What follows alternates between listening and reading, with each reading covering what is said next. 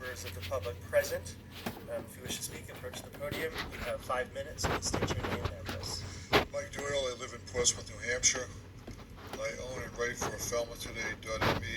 In the last 3 years, I've had 10 million hits and 54,000 new readers on a distribution list of 30 names. I'm here to defend the First Amendment of the United States Constitution. Apparently something that Hope Cahan, whatever her last name is pronounced, has never read. I'm going to give you some Supreme Court references. Connick v. Myers. This court has frequently reaffirmed that speech on public issues occupies the highest rung on the hierarchy of First Amendment values and is entitled to special protection. That was Connick v. Myers, 461 U.S. 138. Snyder v. Phelps, 562 U.S. 443. Such speech cannot be restricted simply because it is upsetting. Texas v. Johnson, 491 U.S. 397. It is a bedrock principle underlying the First Amendment that the government may not prohibit the expression of an idea simply because society finds the idea itself offensive or disagreeable. New York Times Company, 376 U.S. at 270. Even less can it suppress an expression on the grounds that the expression is upsetting, offensive, or disagreeable to the government officials.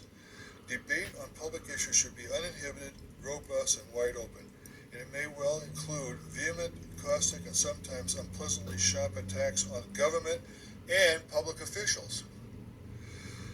Board of County Commissioners v. Umbra, 518 U.S. 668. This court, SCOTUS, long ago repudiated the doctrine of seditious libel in favor of a theory of our Constitution which values free speech as essential to not subject to the vicissitudes of a political system. Last time I was here, Hope interrupted me when I got to the point where I said, I wonder if Mr. Klein has guns if they're locked up. She started screaming at me and overspoke me. Well, I spent 2 hours recently at the county courthouse reading the file. It was 8 inches thick, but they only let me see 4 inches of Griffin Klein. And it was 35 pages of docket entrance of things that he had done, crimes that he had committed. Not 4 or 5 pages, 35 pages of it. And one of them was where he attacked his father with a Falmouth Fire Department radio. Now, if he's going to do that to his father, who else is safe in this town? And his father has spent hundreds of hours keeping him out of prison.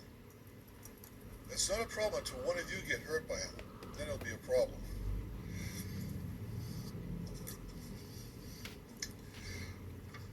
Lastly, but not least, I was told by Hope to be civil and stick with the facts. Well, I know what the facts are. She didn't. And I look at your rules here. Has anyone here read the rules of your council? Have anyone read them? You don't have to reply. I'm just doubting that anyone's read them. Because there's nothing in here about being civil. There's nothing in here about sticking to the facts. I know more facts when I speak than anybody sitting at this table. And I would think that it would be nice if this town instituted one requirement. You have to take an IQ test before you can be on the council. Because I don't think Hope would qualify to be on the council. I deal with a lot of people in a lot of different towns. She is literally the dumbest person I've ever had to deal with. And it's annoying as hell when someone doesn't know what they're talking about, over talks me. Thank you.